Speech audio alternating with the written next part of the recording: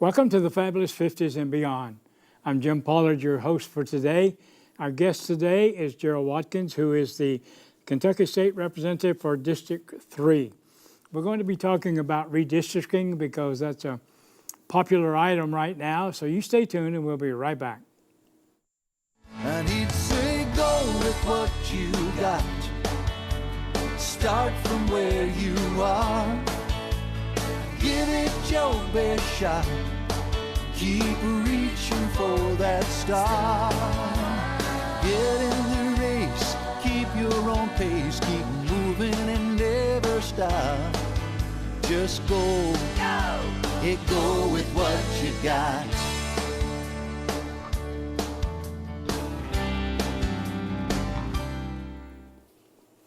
Welcome back. As I said, our guest today is Gerald Watkins, who is the Kentucky State Representative for District 2.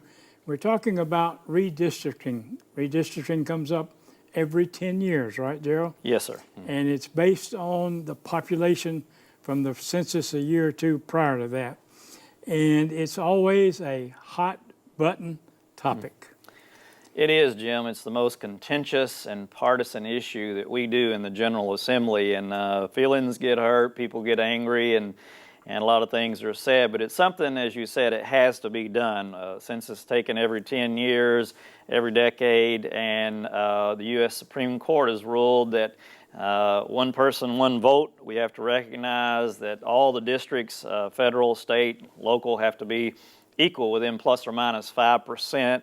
And then also, you can't, when you redraw these districts, which the state lawmakers do for both federal and state, you can't lessen the voting power of a minority group, or if you do, whether it's intentional or not, the U.S. Justice Department has to approve it. And then in Kentucky, the Kentucky Supreme Court has said that you can't split more than 24 counties in redrawing these districts. 22 have to be split because the population is over the maximum that you can have. And so you get two other counties to split. So what they do is split one in the west and one in the east. And the one in the west that's split right now is Trigg County, and will be, if we pass this bill that'll be introduced in our special session. So there's some strict guidelines that we have to go with, but beyond that, there's a little bit of playroom. And so it's power politics at its best, I guess. It's a full contact sport, and but you want to, from my vantage point, I think you want to try to be fair and treat people right and let people have proper representation that they want. And so it's that time. We after the census of 2010, we redrew a district. I wasn't in the House at the time. But it was ruled unconstitutional by the Kentucky Supreme Court. I can understand why after looking at it. Yeah, it was ruled unconstitutional, so we couldn't do that. So then this past spring, this year, we tried it again. And we passed a redistricting plan in the House, but the Senate wouldn't pass our version, and they didn't pass anything, so it just died. So the governor has to call a special session, which he has, start August 19th, and we've got to deal with redistricting. We have got to get it done, and federal court's given us a deadline. If we don't do it, they're going to do it for us. So what we're going to do next week is an exercise in trying to follow those guidelines and try to make it as fair as possible and redistrict Kentucky for the next 10 years. Well, see, that's, as I said, we were talking earlier before we went on the air, we were involved in politics for a lot of years in South Florida. Mm-hmm. And I don't care whether you're Democrat or Republican, some of these people just get so animate. And to me, fair play is what should figure in more than the party. I agree totally, Jim, and that's what initiated this change. What was passed by the House this past spring was highly partisan. It put, there was about 13, I think, Republicans running against each other statewide, no Democrats. And the districts were all carved up. I didn't even like mine. And, most Republicans, all of them voted against it.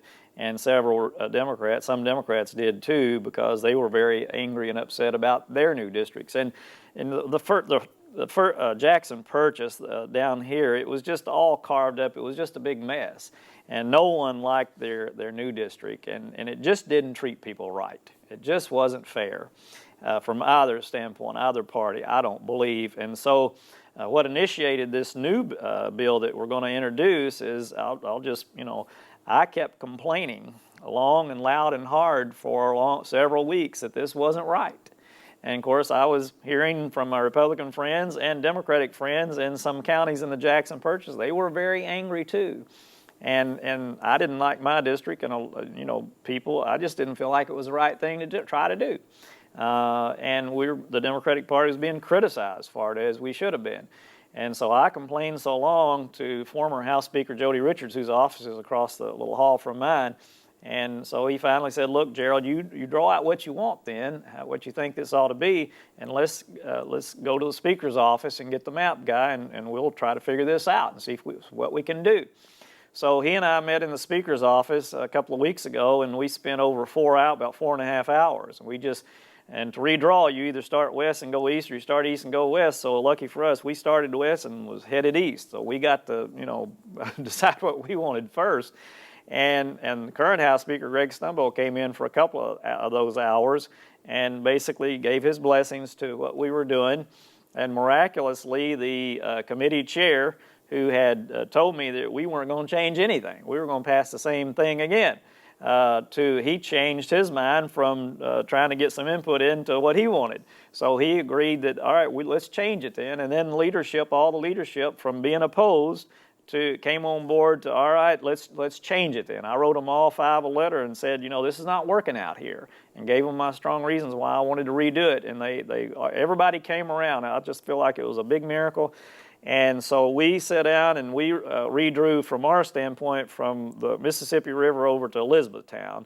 And the other caucuses redrew their own, but everybody kind of took the cue, and everybody had a chance to make some changes and go back basically to kind of what we had before from 2002, and then make the population adjustments. And the Speaker asked us to include Republicans, and which I was trying to do and did, in our caucuses when we redrew these. And so when we caucused the following week after I'd met with Jody initially, all but 2 of the Democrats and all but 1 of the Republicans from Elizabethtown West were there. We were all there. And we went district by district to try to satisfy everybody. And when someone had a little indigestion, we'd make some changes. And so we had to do that to a few districts, but we worked through, and then the other caucuses took it from there and worked theirs. And statewide now, we've got a plan. And it won't be 100%, but the vast majority of the Democrats, and I predict the vast majority of Republicans, are going to vote for it, because almost everybody to a T, except those who are paired up against each other, likes the new plan a lot better. So I'm really proud and excited that we were able to do this, and everybody's a lot happier. And this is going to make a difference, I think, in 2014 and beyond when we try to work together, because the Democrats don't dominate the House like they used to, and the Republicans now dominate the Senate. We have to work together. And so that means the measures have to be bipartisan. We need party support from each side of the aisle if we're going to pass anything meaningful. And so when we cooperate like we have on redistricting, I think that bodes well for next year's session when we can cooperate on tax modernization, rewriting the criminal code, and some other things that we want to do. Well, I think that's what's important. And I'll be honest with you, I think that's what the majority of the people want to see today. I think we're seeing more and more, they're voting for the man, or they're voting for the philosophy of the man, which is the man when you get down to it, Yeah. and rather than just pulling a party lever. I mean, because you can see that in some of the last elections that we've had. Do you vote for a Republican or Democratic president, or none of the above? Yeah. And none of the above got a lot of votes last time. They did in Kentucky for sure. That's what I'm talking about. They got a lot of votes last time. And so I think we see this more and more, because I love America, and I think for it to work, we got to work at it. You are 100% correct, and people are fed up and sick of what's happening in Washington, D.C. because of that reason. They're so partisan, and and it's just personal. And now Congress is its lowest approval rating in U.S. history since they've been taking polls. I think they hit 9% approval. Right. They're somewhere around that right now, but at the state level, and I agree at federal and the state, people vote for the person, and that's one of the major changes in American politics that you study, and what I teach is called de-alignment. People aren't party loyal like they used to be. They vote for the person or the idea, and so the American people and people in Kentucky want us. They don't want us to go too far to the right, too far to the left. They want us to come to the common ground, the middle ground, compromise.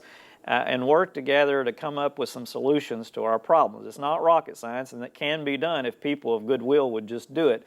But I'm proud to say that I have a great working relationship with Representative Richard Heath was going to be with us today, and he called me earlier, and he called you, and was not able to because of his job. But he's a great guy. I love working with him. We talk a lot. He's honest, and we trust each other, and we work together. And so I think all of us down here in far western Kentucky, Democrats and Republicans, we have a good working relationship. And we proved in this last session that we could work together in Frankfort and get some meaningful legislation passed. Yeah, I think we see more of that in western Kentucky. I mean, I'm not that familiar with other parts of the state, but I see the people in western Kentucky working together more than in opposition. Now, you and I both have a right to disagree, but we may have to compromise down the middle somewhere to get a bill passed for the good of the people. Yeah, that's what politics is. It's the art of compromise. No one gets their way. We all go, and I think we all have good intentions to try to do something that's best for Kentucky, to try to move Kentucky forward. We want job opportunities. We want educational opportunities for young people. We want a good quality of life. We want a stable, sound budget, and we want to be able to do some things. So if we all have these same motives, we're motivated to move Kentucky forward and to do some progressive things, then we've got to be able to compromise. We represent different parts of the state and different parties and different philosophies perhaps, but we have one common goal, and to move Kentucky forward. And you have to be willing to compromise to be able to do that. And a lot of times when you do compromise, you get a better version of a bill than you would have if one person, had got their bill passed. It just comes out, it's a better version. Well, I think, unless I've been greatly hoodwinked, that talking about financially, that Kentucky is in a whole lot better financial shape than a lot of states. We absolutely are. Revenue is growing. The governor has cut $1.8 billion out of the budget since he's been in office in 5 years, and without a tax increase. And so some different areas have had to take a hit, but Kentucky is moving forward. We've 14,000 new jobs just in the last year, $2.7 billion of private investment. Kentucky is one of the fastest growing states in the country for new jobs. We have the fourth highest automobile production in the country now, which is amazing. And it's a great place to do business, and it'll be even better after next year because we're going to modernize and make more business-friendly the tax code, and hopefully bring in more job opportunities for our people to be able to make a living and stay here. That's great. Let's hold that thought because we need to take a break right now. So you stay tuned, and we'll be right back.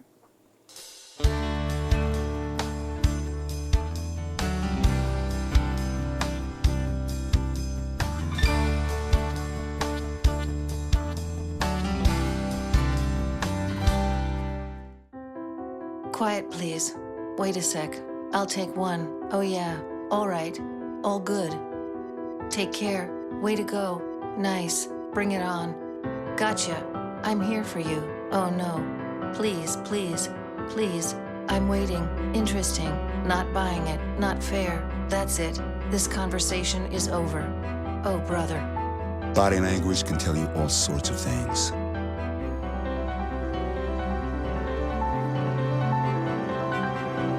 I'm having a stroke. I'm having a stroke. Know the sudden signs. Learn fast. F, face drooping. A, arm weakness. S, speech difficulty. T, time. Time to call 911 immediately. The sooner they get to the hospital, the sooner they'll get treatment, and that can make a remarkable difference in their recovery. Learn the body language, the sudden signs, and spot a stroke fast. Ever wonder what makes us, the Smurfs, so happy? The forest, of course!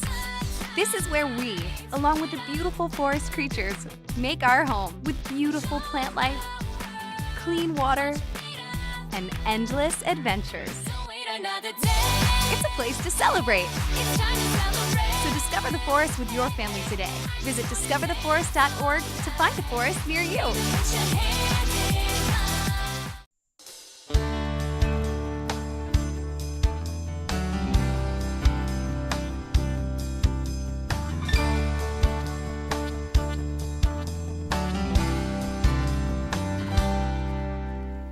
Welcome back. Our special guest today is Gerald Watkins, the Kentucky State Representative for District 3. 2? 3. 3. Okay, District 3. right, for District 3, that's what I thought. And we're discussing redistricting and some of the politics in Kentucky today. And our thought was, when we went off a while ago, was that Kentucky is probably one of the few states that's in better condition financially than most of them. And I think that bodes good for our legislators and for our state, because I mean, I think that if I was a businessman looking to invest millions or billions, I'd want to go in a state where it looks good. Yeah, I think you're exactly right. And you know, we were talking about working together this past spring. We passed Senate Bill 2 and House Bill 440 that pays for and shores up our public pensions. So we're on you know, solid ground there as far as paying that unfunded liability. And so we really got a lot of all the editorials that I've read. You know, this is the best session Kentucky's had in many years, and I look forward to the future. We got a good governor. We got great leadership in the Republicans in the Senate, and great leadership in the House, the Democrats, and we work together to try to move Kentucky forward. And I'm excited. It's a great time to serve in the General Assembly. And I'm looking forward to the special session on redistricting, and then to 2014 to see what we can do also. Well, since our program is aimed at people 50 and older, even though we have younger people look at it, one of the concerns that I have, and one of the things that I would like to see somebody get the bull by the horns on, is senior fraud. All of this fraud and scams and things that's going on. I know a member of our family just got scammed for a considerable amount of money out of Jamaica. And my brother has been involved in law enforcement for years. Mm-hmm. And he told me, Jim, he said, the government could do something about it if they would. Mm-hmm. But, and I know it's more on a national level than it is a local level. You're right. It's very frustrating, and it's very disheartening when you see family members being taken advantage of.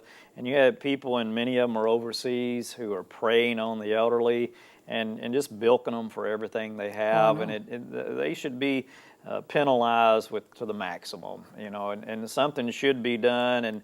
And I would say that Adam Edlin, our state auditor, who is putting a bill together that we're going to address in 2014 concerning cybersecurity. And a lot of people offshore, particularly from Russia and China, are targeting people in this country, and the elderly are many times the ones they prey on, and they're getting account information and just bilking them for all their money and taking their savings away from them. And so we're going to have a bill that we'll be addressing in spring of 2014 that tries to make it more difficult for those who are preying on people over the internet to be able to take advantage of people. Well, that's good to know, because that's where a lot of it's taking place today. I mean, that's how they get their information. It is. And people, and I know I'm as bad as anybody else about putting too much information on the internet about myself, you know. Well, people, you know, they buy, sell, they bank on the internet now, pay bills, and you know, a lot of that information's out there, and people who are devious and using this different malware and things that they use, you know, they can get information and just steal someone's identity, and or just put them in a position where they take everything, they take their savings away from them. It's not right, and we are going to try to address that, but it does need to, you're right, addressed more at the national level. But we've got to be more aggressive in that area to try to put a stop. Yeah, I am talking about malware. I have a computer in the shop right now because it had slowed down so much, and the technician told me that you've got 1,100 malware. Is that right? Things on Good. it. He said, I suggest that you take off what you want and reboot it and kill it. Wow.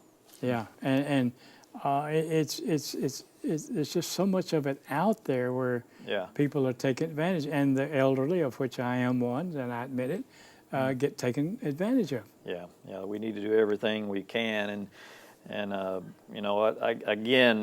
being able to work together, this plan that we're going to be voting on next week, I think just demonstrates that many of us in both parties do have goodwill, and we will work together, and we're going to start solving some of these problems now.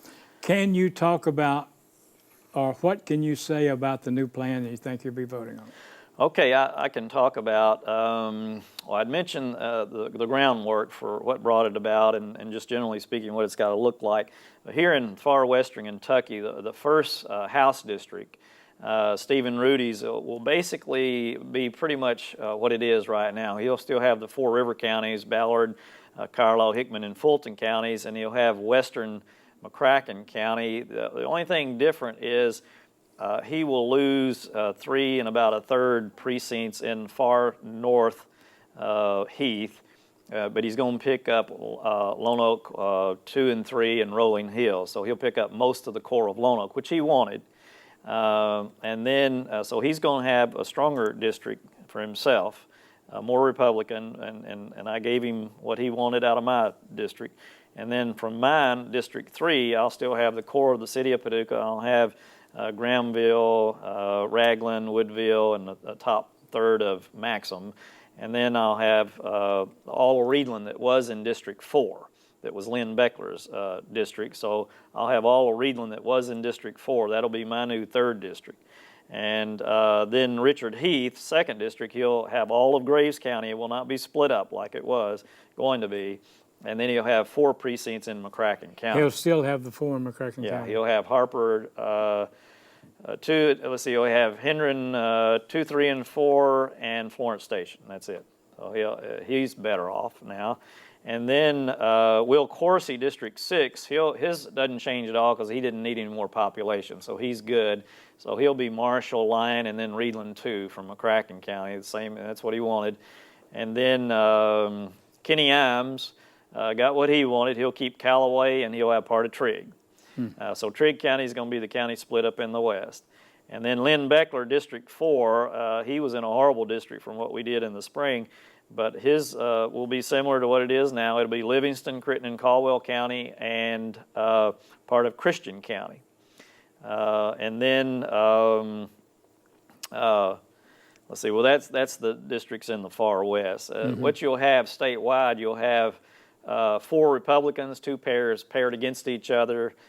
You'll have Ben Wade from Madisonville and Myron Dossett paired together. And then you'll have C.B. Embry and Jim DeCesare, which is a little north of Bowling Green. They'll be paired together. So those 4 Republicans will be paired up. And then in the east, there'll be 4 Democrats in 2 different districts, incumbents that will be paired together. So that's the pairings of incumbents to make it fair. So you got 4 Republicans, 4 Democrats, and those in the Jackson Purchase, there's no incumbents paired against each other, and those 2 as you get over close to Madisonville and Bowling Green. It sounds like you've done your work. I'm proud of it. I'm thankful that things just worked out, and I'm glad to played a part in it, and I appreciate the support of my colleagues in the House, and the Senate will pass this version. We'll accept theirs, they'll accept ours, and we're going to get redistricting done in 1 week, and the taxpayers will be thrilled that we'll be in and out in 5 days, which is the minimum, and we'll have a bill that everyone, almost to the T, not everyone, but almost everyone is going to like 100% better. And the voters will like it better too because they keep their familiar district and their familiar representative for the most part. And that's great. You know, I've always wondered about special sessions and the cost involved because it gets pretty prohibitive. It absolutely does. $60,000 a day, and you know, I remember governors in the past, like Brereton Jones. You know, he called I think 11 different special sessions in 4 years, and you know, the taxpayers and the lawmakers just got sick of it. And I'm glad to say this governor is very frugal when it comes to the taxpayers' money. And and he told us, he said, "I'm not going to call the session till y'all get it together. Mm-hmm. When you come up with an agreement, we'll have a special session, because we want to get in and out." And so 5 days is the minimum that we need to pass a bill. So we're going to take 5 days. We'll be out by Friday. Good. Let's get away from redistricting. We've got just a minute. Any good leads or on industrial things coming into our area? Quite a few, and the governor has been very instrumental in that, in directing. We're getting more activity from the governor's office than we ever have. So we've got, there's 5 companies interested in USEC. General Electric, Hitachi has the best proposal, and they'll keep, if the Department of Energy will approve, they'll keep up to as many as 500 jobs. And then we've got companies that have announced that we'll be hiring within the next 9 months to a year, 840 jobs just in McCracken County and Paducah. And we've got 2 or 3 other companies that employ about 300 each that are manufacturing, that are good paying jobs, that are in serious talks. Haven't signed anything yet, but the prospects look good. So I'm glad to say that Chad Chancellor, I loved working with him. I was on the city commission. He is a hard worker. He's only 30 years old, but the guy's brilliant, and he knows his stuff. And when you got governments, local and state, who are willing to provide the incentives and be supportive, you can bring in some prospects that'll create jobs for our people so they can make a decent living, they can stay here, raise their kids here, which most of us want to do. And so I'm optimistic about future announcements in the near term that, you know, we're going to have some more job opportunities opening up. I'm excited. I hope we do, and I appreciate it. Appreciate you being with us today, Gerald. You know, this is information that we needed to know, but we are out of time, and we want to remind you to watch our show every week. Remember, you find us on the web at thefabulousfifties.net, and we want to remind you also to use it or lose it.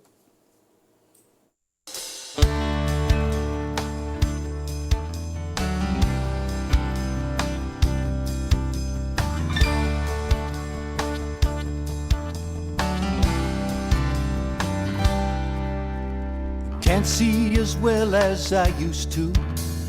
Can't run as far or as fast. Sometimes I think that the old me is becoming exactly that. But when I start thinking of all I don't have, that's when I tell poor me Beethoven was 50 and deaf as a post when he wrote his 9th symphony. And he'd say, go with what you got. Start from where you are. Give it your best shot. Keep reaching for that